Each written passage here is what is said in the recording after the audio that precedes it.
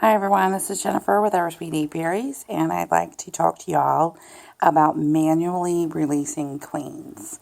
There's certain situations that will require you to manually release a queen.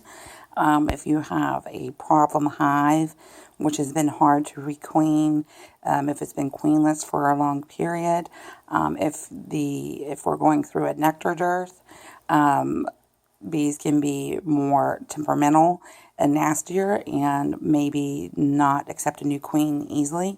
So in those situations, you would want to manually release your queen. So right here we have a queen. You're going to have to use your imagination here because this isn't drawn comb. And so the queen cage is just between the two top bars here.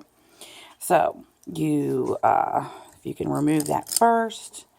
And then you're going to have to remove a couple of frames so you can get your hand down into the brood nest area.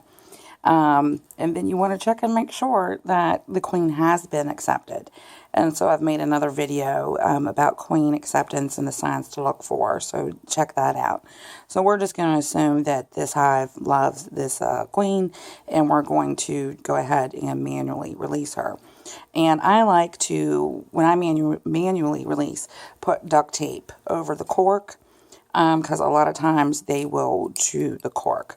So then you would just take the duct tape off, and then you want to watch and see what she's doing in that cage. And so when she's down here at the bottom, that's when you want to be up here releasing the cork. And you want to get that, it's going to be hard for me to do because I'm holding the camera and I don't have two hands here or another hand to do this, but you would release the cork and then get your finger ready to plug over that hole, because a lot of times they will shoot out, fly out like a rocket and fly away.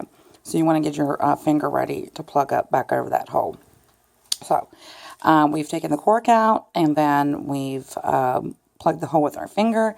And if you need to, move the cage to, your other hand, just get ready to put your, finger on, your other hand over the hole, and then switch positions.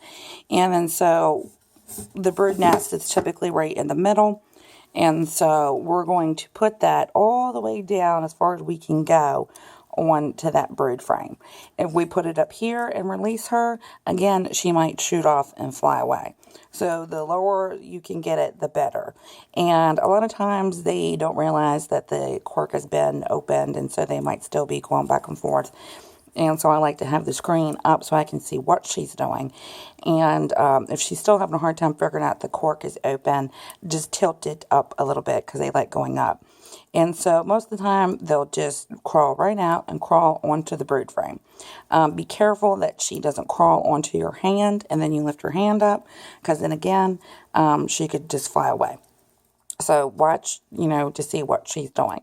But most of the time, she'll crawl right onto the brood frame.